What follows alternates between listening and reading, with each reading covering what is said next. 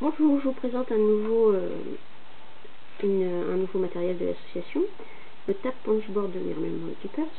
Donc on n'est pas sponsorisé par Memory Keepers, mais bon, si jamais ils veulent, qu'ils n'hésitent pas. Hein. C'est juste que cette commande-là, les choix se sont portés sur que du matériel de cette marque-là. Au moins, on va pouvoir voir si ça nous plaît ou pas. Donc ça sert à faire des intercalaires. Vous voyez là le petit dessin, je ne sais pas si lui c'est assez visible avec la caméra. Les différents onglets. Et du coup je vais vous montrer comment ça marche. Alors c'est une première utilisation, donc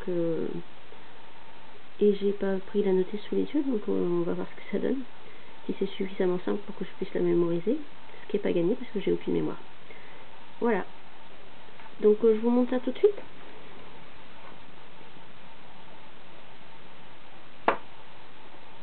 Donc vous avez un genre de petit Lego qui se met d'abord, alors il y a le côté le moins large le long du truc et que vous mettez sur les premiers traits. C'est écrit dessus en fait, hein. Quand vous mettez sur le premier trait, c'est pour faire les coins arrondis. Vous n'avez pas forcément besoin de faire des coins arrondis, mais je vous montre quand même. Hop, voilà, coin arrondi. On reprend le petit Lego, on le déplace, et là quand on le déplace, c'est écrit side de tabs, et ça sert pour faire l'onglet. Donc on commence comme ça, on va faire, et je fais la première perforation. J'ai la première forme de mon onglet. Ici, j'ai des petits motifs de dessiner avec différentes tailles S, M et L. Je vais retirer ça parce que j'en ai plus besoin. Et là aussi, les détails S, M, L. C'est pour choisir où centrer la tabulation. Je vais y arriver. Non, je ne vais pas y arriver. L'onglet. Voilà. Donc, on doit retourner la feuille pour que le motif s'emboîte avec le motif qui est là. Vous voyez? Donc là, je vais choisir de faire un petit onglet. Donc je choisis S. Hop, S. J'ai le deuxième côté de mon onglet. Et là, il suffit de passer juste au-dessus.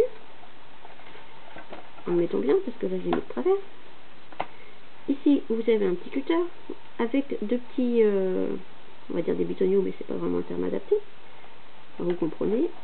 Et une fois qu'il est glissé dans la règle, il vous découpe directement l'excédent et du coup vous avez votre onglet. Après, c'est là que ça se complique. Il faut un deuxième onglet qui arrive là. Et alors c'est là que je vais avoir plus de mal.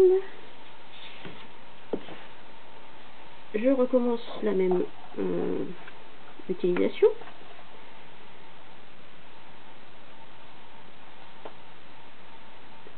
Je fais mon coin d'onglet. Jusque là, rien de très difficile. Le premier étant de taille S, le deuxième doit être plus grand. Donc je vais carrément choisir une taille L.